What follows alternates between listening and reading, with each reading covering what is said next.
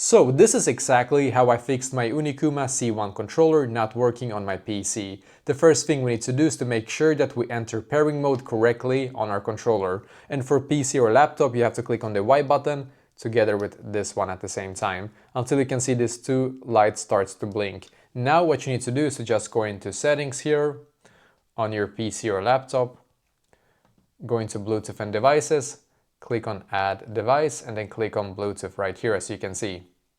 Then I'm just going to click on show all devices here and it's going to be called Xbox wireless controller. That's literally what, for some reason that's how it's called basically. I hope you can see okay guys. I believe it should be okay. If it's too blurry, just going to try to focus here a little bit.